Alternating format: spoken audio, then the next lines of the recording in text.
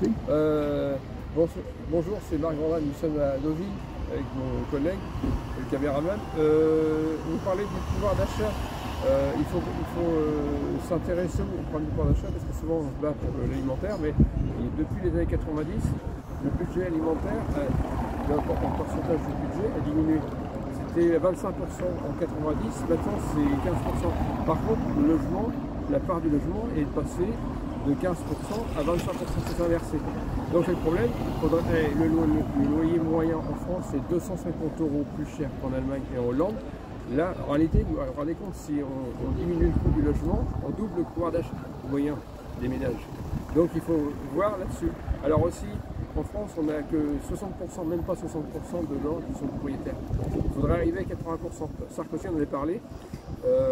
Ça serait intéressant. Alors en plus, ça permettrait aux gens, ils ont un capital immobilier, quand ils sont âgés, ils ont un peu d'argent. Ça finance la construction des logements neufs. Parce que les bailleurs parfois ils ont du mal à entretenir leurs biens, et il faudrait avoir 80% de gens propriétaires. Le jour qu'ils sont à la retraite, soit ils louent, soit ils vendent, et c'est un apport financier, et ça, au lieu de parler de capital financier, là c'est le capital immobilier, c'est intéressant. Donc et puis ça permettrait, par exemple, chaque année on peut construire 500 000 logements. Au bout de 5 ans, les 2 500 000 logements qui nous manquent, on les a construits.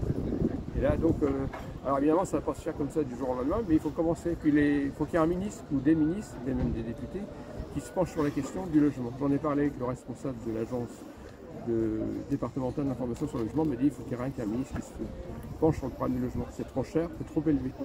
Et donc là, on va dégager, parce qu'en réalité, faire de la bonne nourriture, du bio, ça coûte cher. Ma fille a fait de l'élevage bio. Et en réalité, on tire sur les prix alimentaires, on n'a pas forcément de la qualité, ça coûtera plus cher pour faire de la bonne qualité, et le logement, il faudra aider à tout prix avec le coût du logement, donc dans le budget des ménages. Voilà, donc on va voir si le son était bon, parce qu'il y a un peu de vent, donc c'est bon pour le caméraman qui peut arrêter. On va voir ce que